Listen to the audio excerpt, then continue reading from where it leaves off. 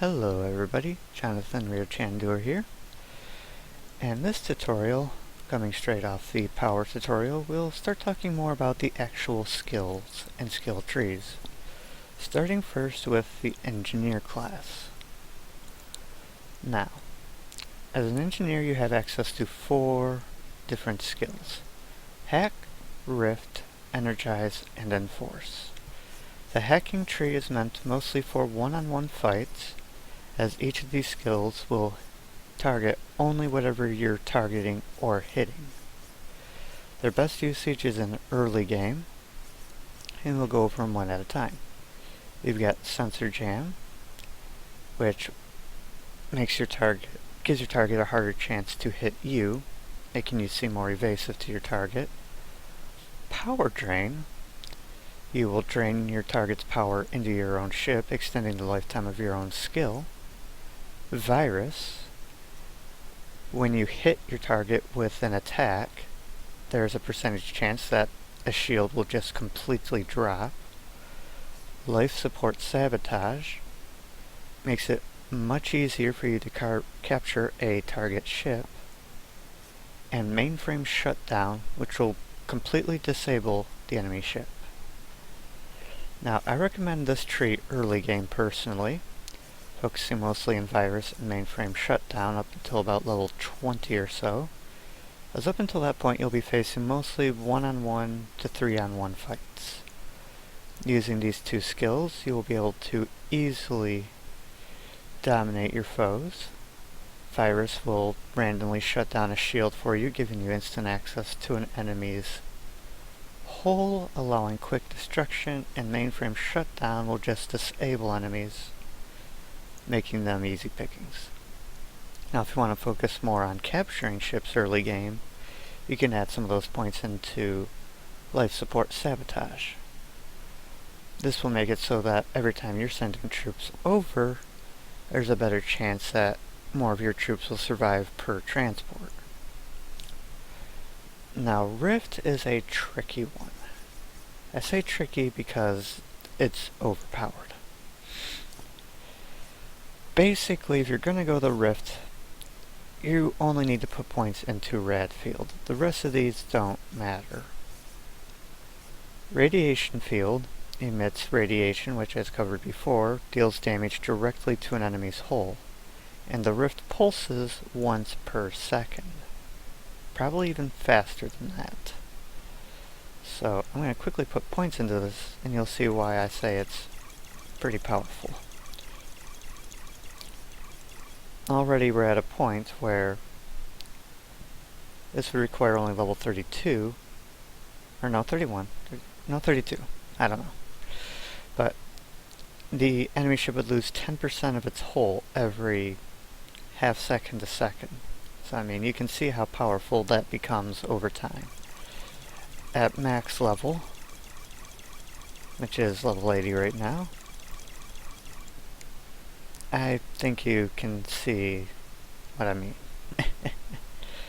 Basically, it's the most powerful skill in the game right now. Use it if you want a nice boring time. Now, Energize is what I like to call the Tanktioneer tree. This one you can start using probably above level 20, because you'll start facing enough enemies to make real good use of it. And it's one I'm actually going to demonstrate for you because it's the most easily demonstrated. Now, what I recommend is a nice 2-to-1 ratio of shield recharge to power restore.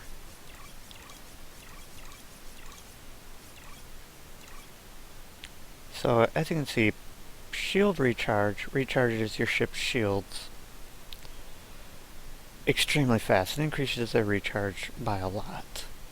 Power restore gives you a percentage chance that when you're hit by an enemy shot, you will recover energy.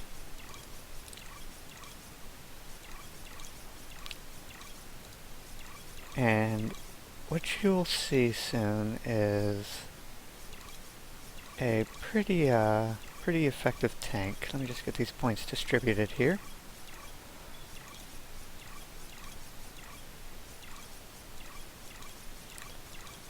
One thing to note is that you'll always have 1 point in every skill tree. That's just the baseline the game puts in for you. You can't change that. You're just gonna have to live with it. Okay.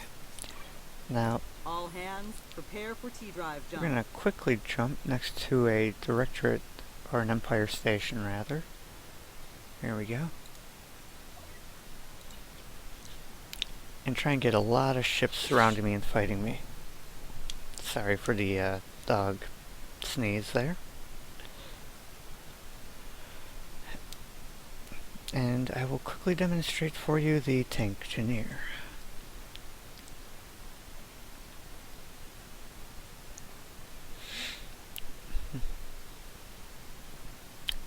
Lovely loading screen, isn't it? I actually do like this. It's very nice. Communications report heavy long-range chatter. Alrighty, we got it. Are available. Enemy station identified in the vicinity. Now, the reason we want to be next to an enemy station is the closer you are to an enemy station, the more enemies you can expect to appear. Excuse me while I marvel at the beauty of the suns. Obviously, I'm not really expecting to be dodging a lot. I mean, come on, I'm a carrier. I'm not built for dodging. But now that I'm taking some hits, let's pop my skill. As you can see, they can't even get through my shields now. And with any luck, yep, you can see my power going up every time I get hit just about. And all I've got to do is just sit here, and you can see how long I can take the hits from this. I mean, I've got time to just... I mean, look at those suns. They're beautiful. Unfriendly target acquired. They're hitting me with the strongest plasma weapon in the game, by the way, which is, well, the strongest baseline weapon in the game. Nice. Normally, without the skill setup, they would shred me in seconds. But as you can see now, I want them to hit this side now. I can keep my shields up and be more than a match for a group of carriers, dreadnoughts, and looks like they've got some insider cruisers in there. I mean, the tank engineer is just unsurpassed in large-scale combat. The whole goal is to let yourself get hit. Very counterintuitive, but hey, it works. As you can see, they are finally starting to bring my shields down. But look at how much it's taking for them to actually do this to me. It's insane. As long as I try and keep sensors are picking up hostiles in the vicinity. The right shield faced.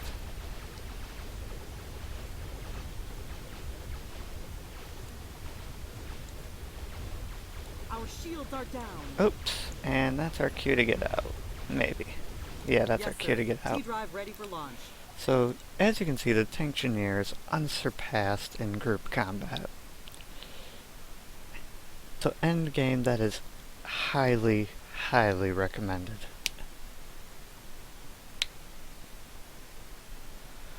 The last tree in force is, well, let's get to the low tree and I'll explain it once we get there.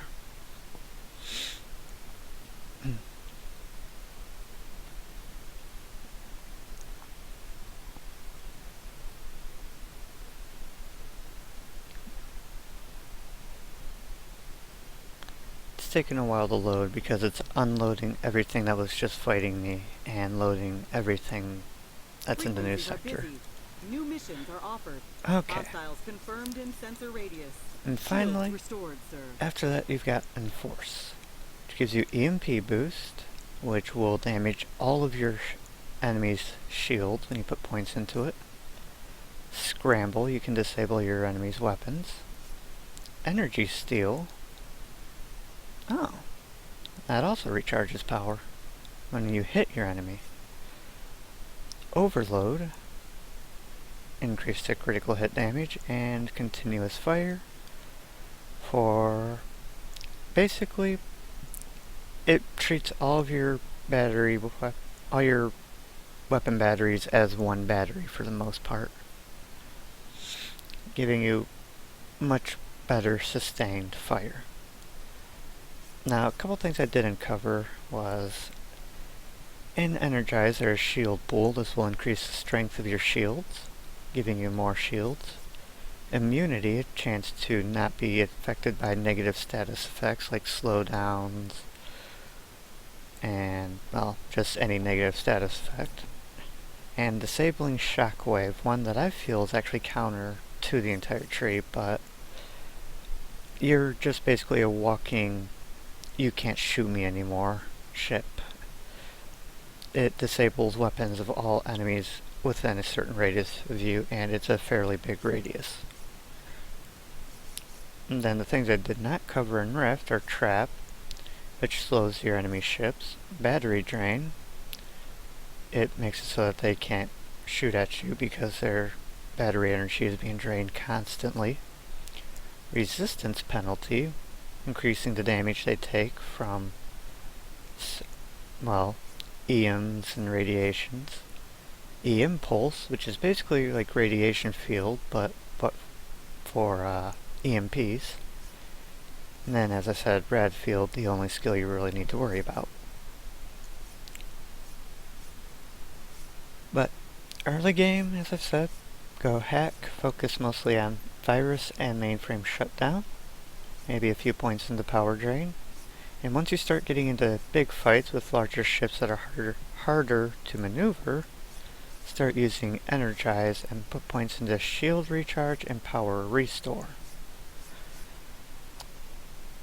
And if you're looking to be a capture guy, I recommend just putting extra points that you feel like into life support sabotage, as that will help you a lot in boarding and capturing enemy ships. And that's really about it for the engineer. If you have any questions, let me know. Ask in the comments below or in the Steam forum thread. And I will catch you all later.